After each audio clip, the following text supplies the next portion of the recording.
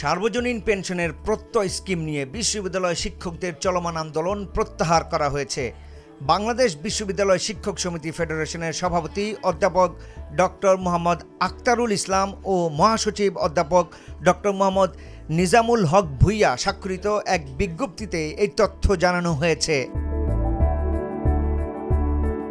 রোববার গণমাধ্যমে পাঠানো বিজ্ঞপ্তিতে বলা হয়েছে, প্রত্যয় স্কিম থেকে বিশ্ববিদ্যালয়ের অংশগ্রহণ বাতিল করায় এবং উদ্ভূত সহিংস পরিস্থিতিতে রাষ্ট্রীয় সংকটে চলমান আন্দোলন প্রত্যাহার করা হয়েছে।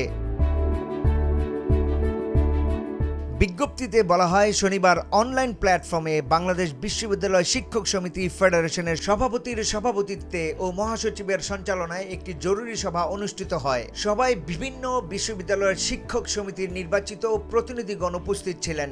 এ সময় বিশ্ববিদ্যালয় সহ স্বায়ত্তশাসিত প্রতিষ্ঠানের জন্য প্রত্যয় স্কিমে অংশগ্রহণের সিদ্ধান্ত বাতিল প্রসঙ্গে সন্তোষ প্রকাশ করা হয়। শিক্ষকদের আরও দুটি দাবি, স্বতন্ত্র পে স্কেল, সুপার গ্রেড পূরণের ইতিবাচক আশ্বাস দেয়ায় বৈঠকে প্রধানমন্ত্রী শেখ হাসিনা, শিক্ষামন্ত্রী, প্রধানমন্ত্রী, শিক্ষা উপদেষ্টার প্রতি ধন্যবাদ জানানো হয়। পাশাপাশি দেশে কোটা সংস্কারের আন্দোলনকে কেন্দ্র করে উদ্ভূত সহিংস পরিস্থিতিতে ও রাষ্ট্রীয় সংকট চলমান আন্দোলন প্রত্যাহার করার সিদ্ধান্ত নেওয়া হয়েছে।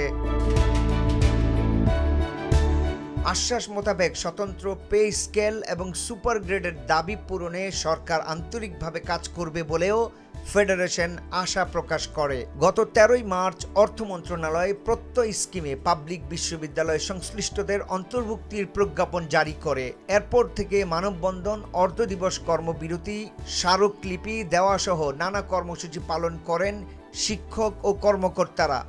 দাবি না মানায় এক পর্যায়ে 1 জুলাই থেকে সর্বাত্মক কর্মবিরতিতে যান তারা।